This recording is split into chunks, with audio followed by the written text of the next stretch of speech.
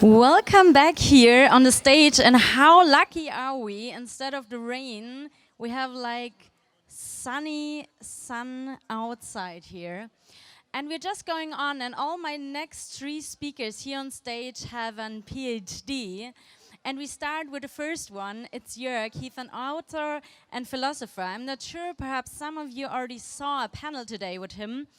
He gives workshop at the School of Life in Berlin, and as well as working with kids, youngsters and adults, and as well couples for many years on questions like how to find love and how to make love stay.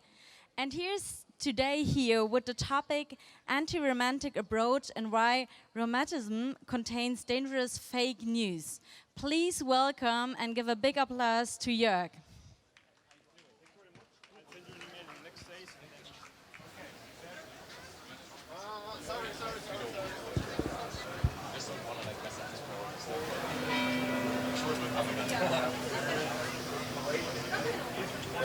Should we now work it? Perfect. Okay.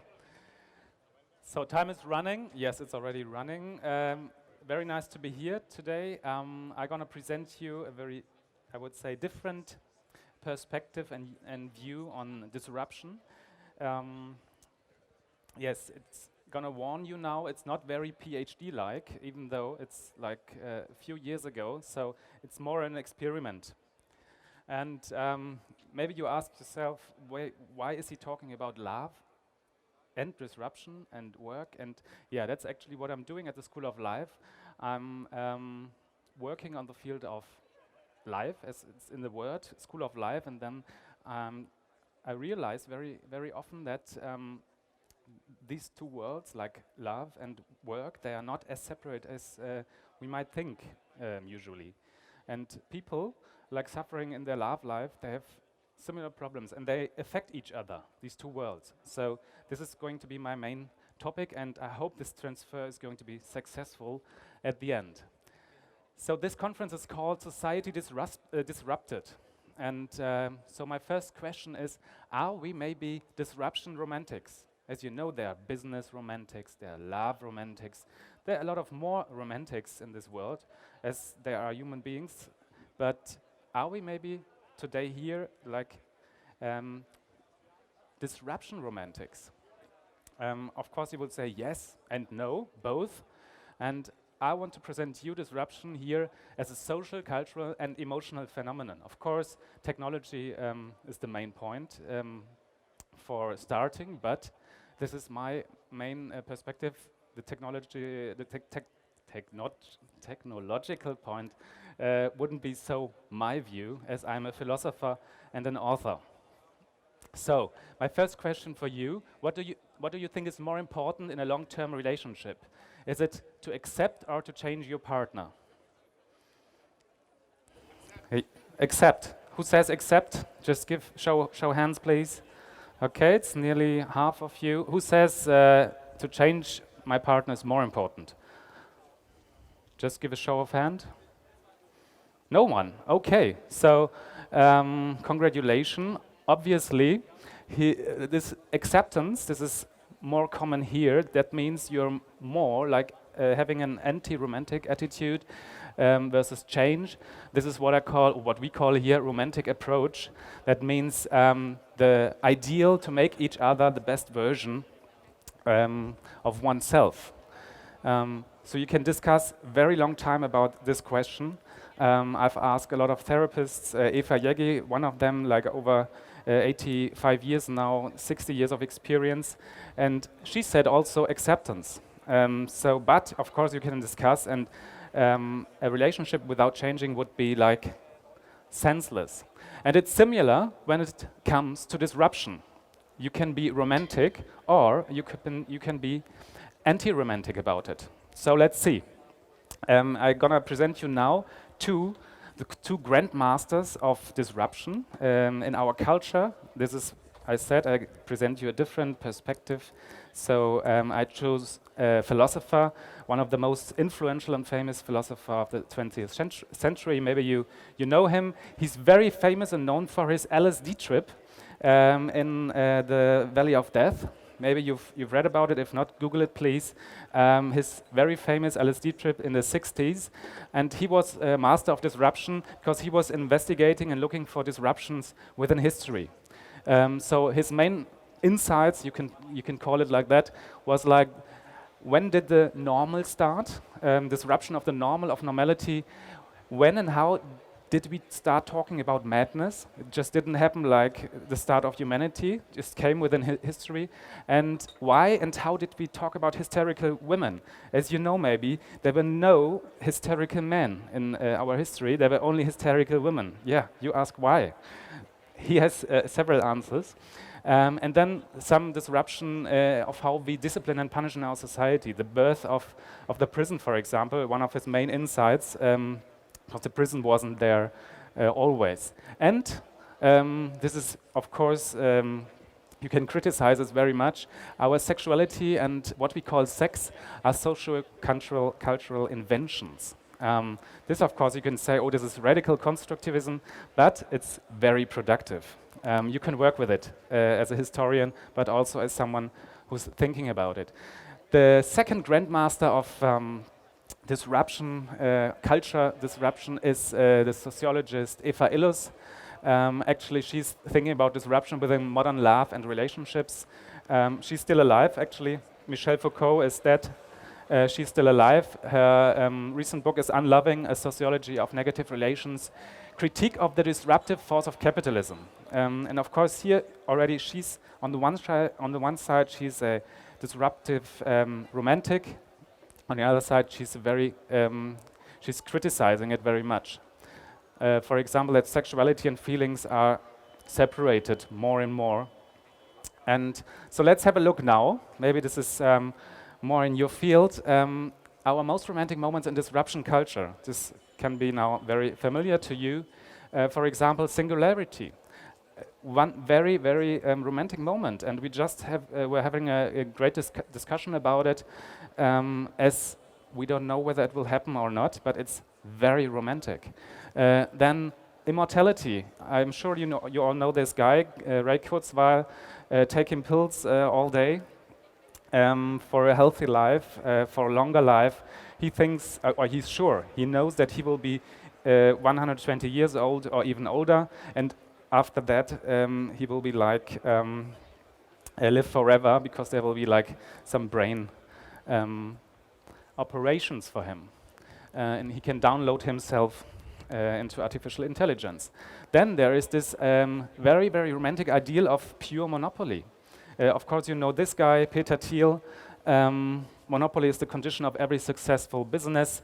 I recommend you, if you don't know the 0 to 1 book, very, very good to read, a manifesto for disruption and for the pure monopoly. Then, of course, one of our romantic ideas at our times is universal unconditional basic income. Worldwide, it's not only the Europeans who are dreaming of it. And of course, evergreen, I have to bring it to you today.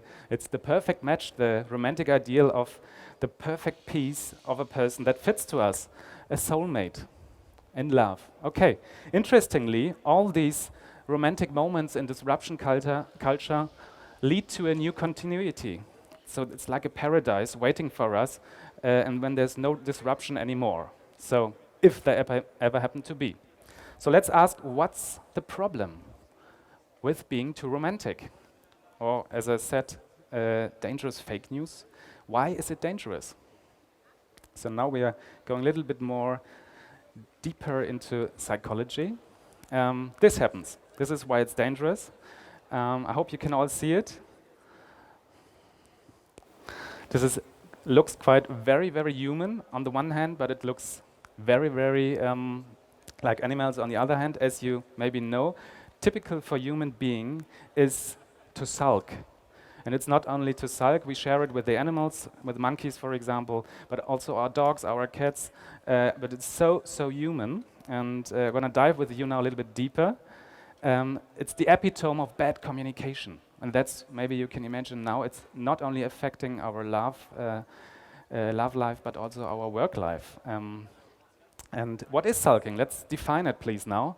It can be defined as silent, quietly furious behavior stemming from a belief that a true lover should understand certain crucial things about us without us having to speak. And here's already the first, or the fake news number one, without us having to speak. Okay. Next one, we don't sulk just with anyone. As you know maybe from your love life, we reserve our sulks for people we believe should understand us but happen on a given occasion not to, probably because they are being nasty. An assumption. Second fake news is, when we sulk, we could explain what is wrong, of course, but if we did so, it would mean that our partners had failed to understand us intuitively, and therefore that they were not being nice and therefore not worthy of love. This is what I call now the vicious circle of sulking. Fake news number 2. So fake news number 3 is, one of the most gratifying aspects of the early days of a relationship is the sense that our lovers have been equipped with an extraordinary capacity to understand us intuitively, without needing to explain ourselves in details. So the last one again, fake news, as we always have to explain ourselves emotionally, but also socially and mentally. The next fake news, when we are too romantic. Here I have very common situation, typical romantic situations where we tend to sulk. Maybe you can recognize your own behavior in there. First of all, misunderstanding, when we feel misunderstood, then when we feel lonely or left alone or feeling lost, when we feel incompatible with someone or something, and when we feel insecure. These are the 4 typical situations where we tend to sulk. And this is, of course, it's caused by disruption as well. These are all the things, the consequences of what we experience today by disruption. So it's not nothing. There's surprisingly some correlations to the 4 universal dreams of humanity. If you didn't read it, Norbert Boll's Falling Star now, but he was a very, very good media philosopher. Bang Design, one of his manifesto about design. It's 20th century, but it's a good read concerning the topic. And now it's an exercise for you. As you know, I'm a philosopher. That's what I'm doing in the School of Life. I bring people to connect. I bring them to make them connecting. I make them talking and thinking about their emotional life. So let's think about yourself and your pattern. How long can one of your sulks last? What sort of thing might your partners do that pushes you into a sulk? And what might, with huge effort, what might you learn to say rather than to act out? So sometimes maybe it's only 10 minutes, but sometimes it can be a night that you say, oh, I need to sleep over it, and after that I stop sulking. So, and we all have these patterns, and it's very, very good and important to know oneself. How long do I sulk? When it's really, really worth. And yes, so every time we are too romantic, we risk and tend to sulk, and that means we stop explaining. And so in order to deal with a disrupted society, we need to cultivate an anti-romantic way of thinking. Thank you very much. Thank you for your fake news and asking some really interesting questions. And now we have 6 minutes for your questions. Are there any? You can just come to the front and I will come. Yes, I can sulk for a long time, and my question is, what would you recommend rather than sulking? What questions to ask, or what approaches to make? Yes, for a long time, I think that's already the best insight you can have. That means for a long time means 1 week or 1 year, lifetime. Yeah, I think this is, it's quite, there can be like short-term sulks, but the lifelong sulks, and I think we are seeing it today in our society, how we talk about AI, for example, or how we talk about technique at all. It's like we can resist and sulk, then it goes to indifference. This would be the next level: fear, indifference, feeling lost, feeling fallen out. And yeah, what can you do? Showing vulnerability, of course, one key essence of today's sociology is to show vulnerability, at least for yourself. You don't need to tell anybody, oh, hey, I'm sharing with you, I'm sulking and I hate you all and I can't stop sulking. No, just show it for yourself, be honest to yourself. And if you say, okay, it's gonna last a few years, show vulnerability and then explain yourselves then. Don't believe that others are not worthy of our interest. So surprisingly, it's not, you can't do it only with yourself. You can stop your sulking by showing interest to other people, even though you think they are not worth it, or they think I'm not worth it. So this is, one thing is showing vulnerability, the other thing is to try to connect and to create connection by showing interest in other people, even though you know I'm so much sulking at the moment. Yeah. Any more questions? Just try, or perhaps you can tell us a little bit, like with all the new technologies, so which of them, like AI for example or whatever, we had so many topics on the stages already, is influencing like this topic of love the most on your view? Yeah, I mean, we had a nice, very, very good talk with Noah Dietrich. She was talking about Tinder as well. So what is affecting love? I think actually it's not only Tinder, it's our work life. I think work is affecting love at the moment a lot. So all our stress levels and all our skills that we are learning at work, they are not sufficient for our love life. So I think all these skills that we are learning and developing at work, it should be also the other way around, that skills we are developing at love, we should transfer them into our work life. So this way is a little bit underdeveloped at the moment. And I think it will come this way as we have more Tinder in our business enterprises soon. It comes already in this direction. Then we also will have to be more open about our love life skills, because they're so productive for our work life. Do we have any more questions from the audience? Oh. Sorry.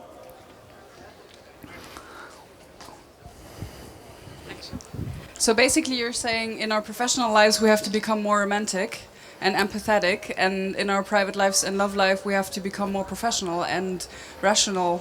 Is that what you're saying? Well, I like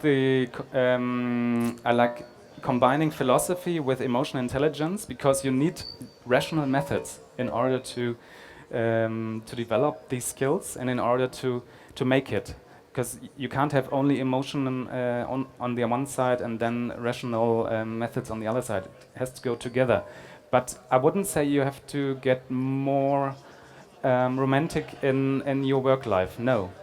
You have to, what I wanted to say, I mean, it's 12 minutes, to adopt an anti-romantic lifestyle in both categories.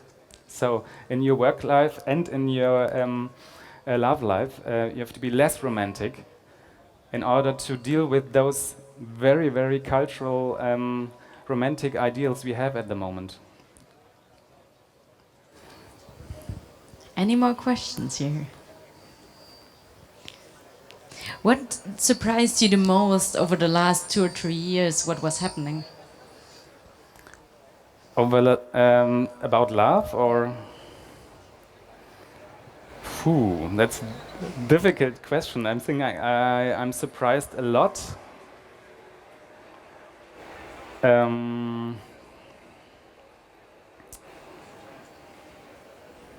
It's hard to say. Oh, maybe I have to take something from my research. We had all these gender gaga discussions all over the last 10 years, and like 64 genders on Facebook. We have this gender fluid movement in the US from the generation Y, but also from the generation Z. I mean, I'm working with children and also with young people, and they have no problem with that. For them, it's so normal. And now we have this law situation. We established a third gender, And actually, it's only for people who haven't who got a biological issue. And this really surprised me that we are so